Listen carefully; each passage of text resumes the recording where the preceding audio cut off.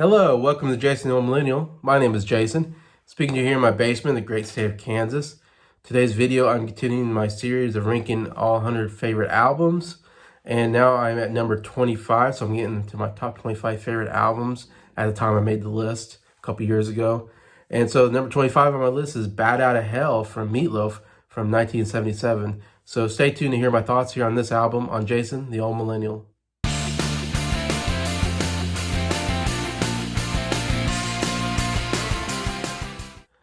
Hello, everybody. Hope everybody's doing well here on a Friday afternoon. Getting to the end of the week here for me. Just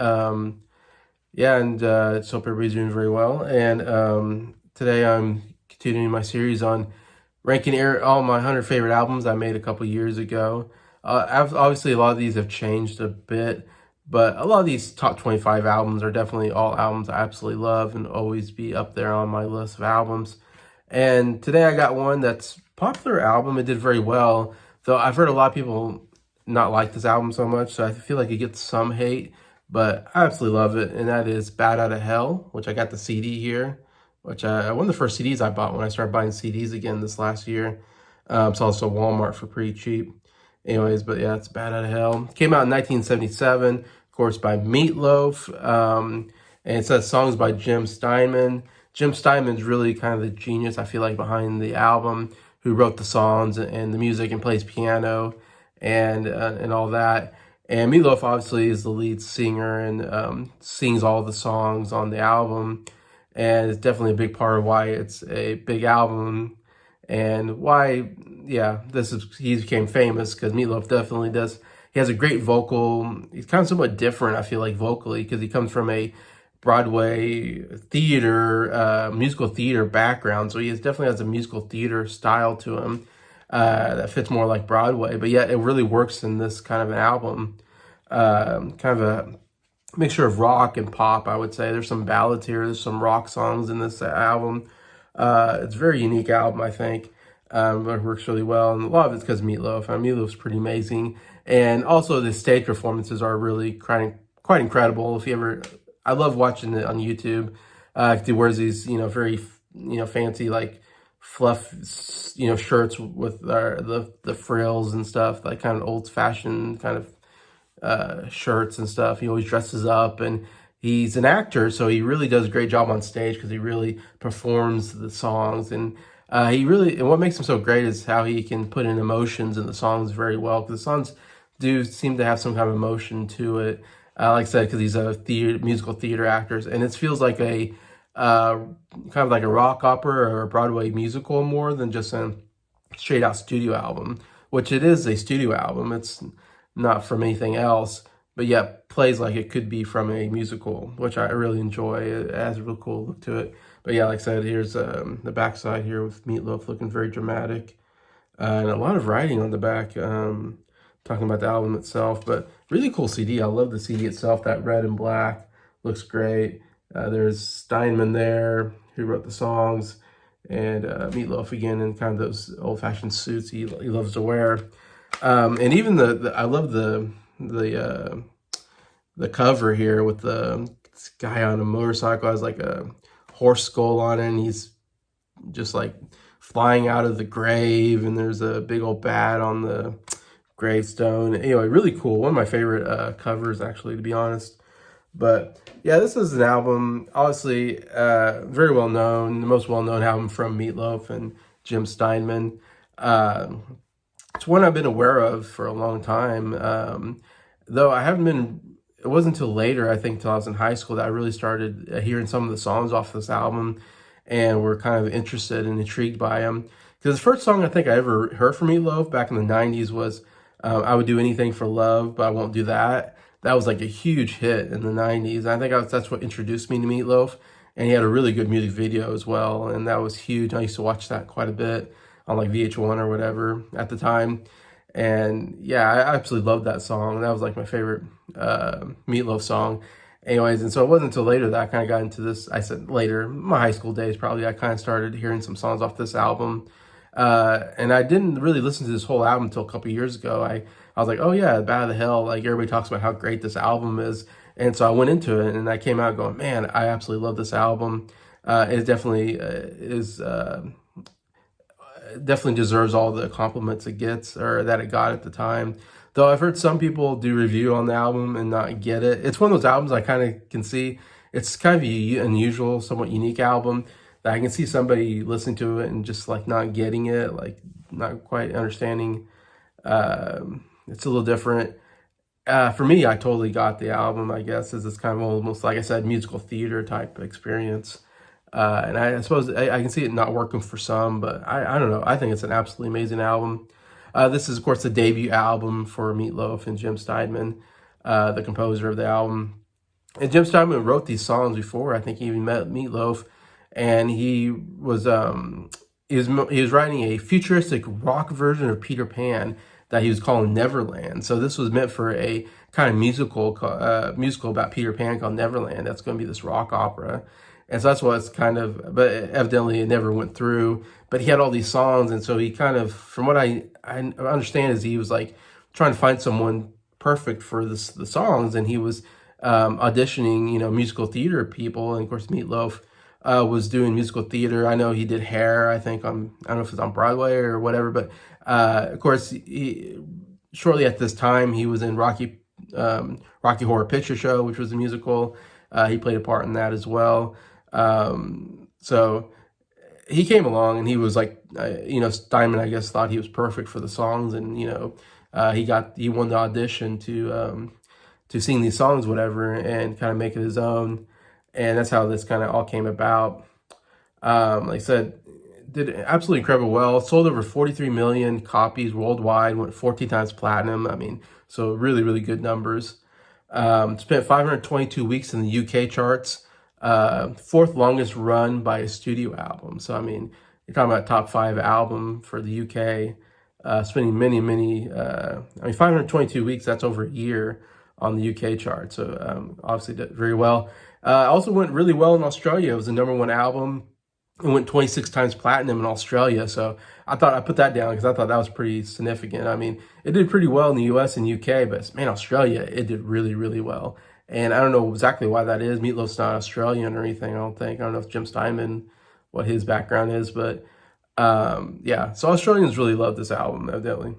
Rolling Stones ranks it 343rd on their 500 albums list, which seems kind of low to me. I think it could be a higher album. Like I said, it did very well sales-wise. I think critically it was done very well at the time, though I think there's some people that don't like it maybe as much. But also I should point out there's a female singer that sings on Paradise by the Dashboard Light named Ellen Foley, who's really incredible on that song. And I love the duo there of Meatloaf and Ellen Foley, I believe her name is. But yeah, and I don't know if she sings on some, I know she sings on that one because there's a big female part on that as well. And she does seem like another person who has like maybe a musical theater background, because she's definitely also very dramatic in her way she does everything. But yeah, there's 2 singles that came out of this album. The big one actually was 2 Out of 3 Ain't Bad, went #11 in the US. So that was actually the biggest single off of here. The other one was Paradise by the Dashboard Light, went #39 in the US. And this was one I remember hearing early on and just absolutely falling in love with the song, Paradise by the Dashboard Light. That was one that I felt like I heard on the radio quite a bit on the oldie station, even more than 2 Out of 3 Ain't Bad, which is another song I've heard of, of course, before. It was kind of somewhat of a big hit for him on the radio. And I remember talking to my dad about Meatloaf, and my dad said he only knew one song, and that was 2 Out of 3 Ain't Bad.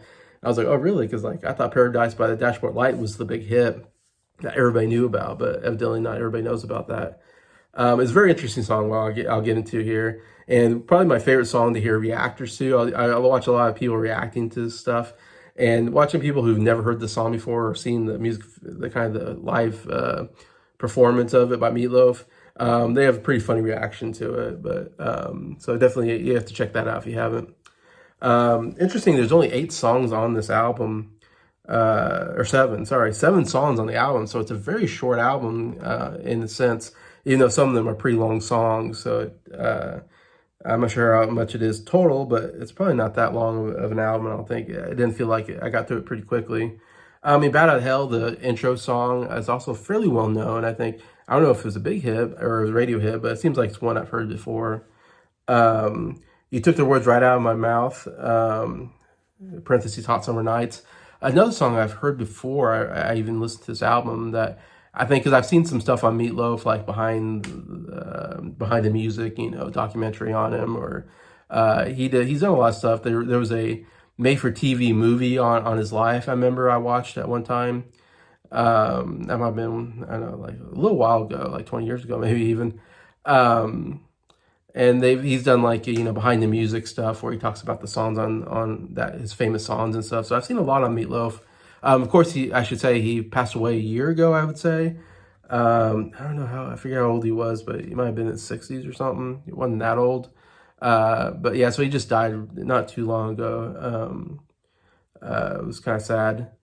But yeah, that was another one I've heard before. The other songs I haven't heard before, but all seven are really good songs. I say there's three like really, really great songs I think are just, S tier level songs to me almost. Maybe not S tier, but at least A plus tier songs that I absolutely love listening to and I listen to over and over again. But then the other four songs on here are also actually quite good. The ones I never heard of, I was like, wow. That's what really blew me away when I listened to the album and go, wow, this song's like a kind of a deep cut song, but it's absolutely amazing. Um, like I even go through All Revved Up with No Place to Go is a nice rock song. Um, See, Heaven Can Wait is a really beautiful ballad. It's the third song on here. And yeah, I thought it was great. I say Bad at Hell is a really good song. It has a really cool intro. There's like a 2 or 3 minute like instrumental intro to the whole thing. And then they get into the song, and it's a really long song, but it's very epic, and I absolutely kind of love it for that. Usually, I don't like songs that are too long, but this is one where I kind of enjoyed the fact that it was so long, and it just felt like this very epic, intro to this rock opera kind of thing. Like listening to Tommy, or Jesus Christ Superstar, or something like that. Then for Crying Out Loud, the last song, another actually very solid song that I actually quite enjoyed. Not as good as some of the other ones, but still solid. So that's why I love this album. I love albums that there's not a bad song on it, and this is one of those. It's like to me like a perfect album because I love three of the songs, and the other four I actually quite a bit. I enjoyed quite a bit, and so it's hard to get an album that doesn't have one song that I'm like, I didn't care for that. Uh, Even out of Beatles albums have usually one or two songs that I don't care about, but yeah, this is one where it's like, man, it's a solid all the way through. It's not very long, so there's not too many mistakes there. Anyway, so yeah, definitely recommend this album if you haven't heard it. I think it's an absolutely amazing album. I'll get to my top three favorite songs here, and like I said, these three are just absolutely amazing. Number three, You Took the Words Right Out of My Mouth / Hot Summer Nights, because it starts off. He's talking about hot summer nights and he's going on that. But then it goes in that chorus, and chorus is just so catchy, and I love you took the words right out of my mouth. It might have been when I was kissing you. So good, and he repeats that line a lot, and he says, I'm just about ready to tell you I love you, and then the background, I love you. Like, oh, it's so good. But musically so good and catchy, and has such a great verse into that chorus. And at the very end, they do kind of this, they took out the instruments and they do these hand claps, and he's singing that, you took the words right out of my mouth. But yeah, it's an absolutely amazing song. Just really catchy, kind of rock pop song. I absolutely love here at number three. Number two, I have the big hit here. 2 out of 3 ain't bad. Like I said, it's kind of the big hit, number 11 on the U.S. charts, and a lot of people I think heard this. And it's such a cool. I love just the line 2 out of 3 ain't bad, which is talking about he's talking to a girl that he's in a relationship with, and she's in love with him, I guess. But then he has to tell her, I want you, I need you, but there's no way I'm ever going to love you.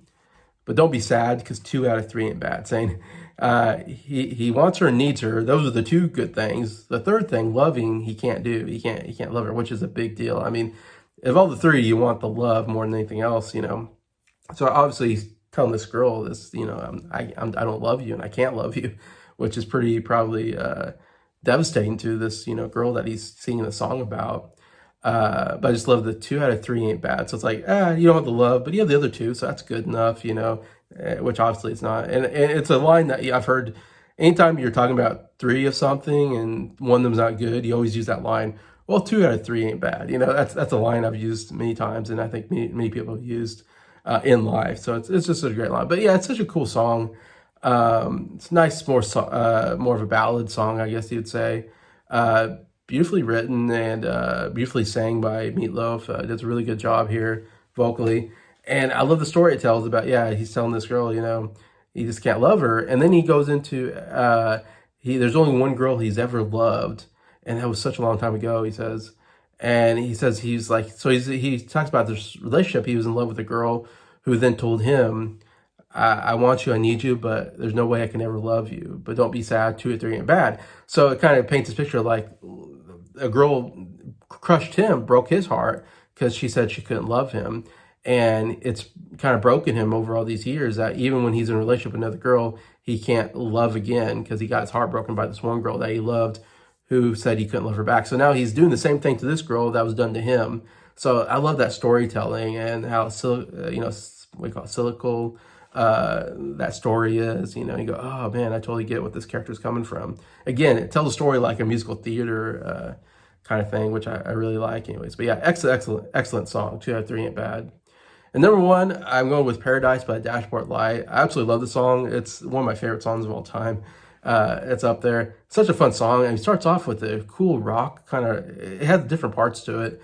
And it starts off this kind of rock duet kind of thing, And I mean, the song is about being a teenager, and he's talking about she's barely 17 and she was barely dressed. And he's talking about how they're in a car and teenagers and, they're in a relationship and they're going to have sex in this car. And probably the first time he's ever had sex with a girl, maybe. And, so it's paradise. I mean, it's amazing, having sex for the first time, for a young man, it's exciting, And so it's kind of explaining this, he's with this girl and they're going to have sex, whatever. And it's a really cool rock song. And then all of a sudden it stops and she does the stop right there, bum, bum, bum. I gotta know right now, do you love me? Will you? And she starts going into this, before we have sex, you're gonna have to promise me that you love me and that you'll be with me forever. Anyways, so she wants a commitment. And I said, watch the music video. It's one of my favorite music videos because the expression on Meatloaf's face is so good because he's just like he's so scared of this commitment. He doesn't want to be committed to this girl. He just wants to have sex. That's all he wants, which is true of many guys. It didn't happen to me. I didn't do anything like that, but I can understand. I know I had friends in high school that did do this kind of stuff, had sex with their girlfriends, whatever, in cars or whatever they could have them, And obviously you're young. Of course you don't want to be committed for life to some girl that, you're in high school with. But it's just a funny premise, I think. But yet it's somewhat true to probably real life for a lot of people. But I just love that she's, before we go any further, do you love me? Will you love me forever? And then there's kind of this, let me sleep on in, because he's trying to stall, because he doesn't want to say, I will love you forever. He doesn't want to make that commitment. So he's going back to, let's sleep on it. I'll give an answer in the morning. They say, let's have sex right now. And then in the morning, I'll tell you, I love you forever. I don't want to make that commitment right now, but let's just, have sex and then we'll do it later. That's kind of his response, which is a typical, guy response to something like that. Anyway, but it's a great back and forth between these two. And they even sing at the same time at one point, and she's like almost screaming, I gotta know right now. Do you love me? And she's going on about, do you love me? Will you, make me your wife and all this stuff? And he's going back, let's sleep on in. I'll give an answer in the morning. And they're going back and forth, and he can't take it anymore. And he even he's like going crazy. And he's like, I couldn't take it anymore. So I swore to the grave and to God or whatever, that I'll love you to the end of time. And so he makes that promise that I will love you forever, because he's like, he wants to have sex with her, and his hormones are going crazy, and he's like, okay, whatever, I'll do whatever, just let's do this. And so he caves in, tells her he loves her forever, and then as soon as he tells her he loves her forever, which is such a great part of this whole. Again, I love the storytelling of this, And then he says, "I'm praying for the end of time to come up and arrive, because if I have to spend more than 1 minute with you, I don't think I could survive." And so now he's saying he kind of regrets. He says, "I love you forever." But then he totally regrets it as soon as that happens. And he says, "I'll love you to the end of time, but now I'm waiting for the end of time to happen because I can't spend any more time with you. I don't want to spend any more time with you." Such a funny response at the end of as it ends with um, him saying, "Yeah, I'm praying for the end of time so I can end my time with you." Oh, so brutal. And so it's said typical of a guy, wants sexual gratification right now and doesn't think about the long-term effects or the ramifications of it. And now he regrets it. Anyways, yeah, it's kind of funny. It's amazingly sung. It's a great duet between the two. I wish they would have taken out the bass. There's a part where like they're gonna almost have sex and they're doing this whole baseball analogy, of going all the way to home plate. I would have taken that whole thing out because that to me kind of it's not the fun part of the song. It's not. There's no singing going on. It's just that. I mean, it does end good with her doing the "stop right now," bum bum. That part's great, but I don't know. I wish it's just kind of a silly part of the song, and kind of stalls the song. I don't know how to say it. It's kind of this. It kind of stops the song when it's getting really good, and it's kind of. Like I said, it's a pretty long song. I would have loved it shortened a little bit, like taking that part out. I think would have been a little more, better and tighter of a song. But yeah, I just love how it goes from the rocks to the back and forth duet, and how the music changes, and it's just to me amazing song, amazingly written song, composed, and it's sung very great. Anyway, so I can't recommend that enough. I definitely have to. You have to watch the music video. The music video is so amazing. One of my favorites to watch a Meatloaf singing this song. Paradise by the Dashboard Light. So yeah. So that's it for this review of this album that I absolutely love, called Bad Out of Hell by Meatloaf by 1977. Please comment, what do you think about this album? Do you like it as much or don't like it as much? I'd love to read your comments. And just want to thank everybody for watching this video. Thank you for liking it. And thank you for all my subscribers for supporting the channel. I appreciate you all and hope you have a good day.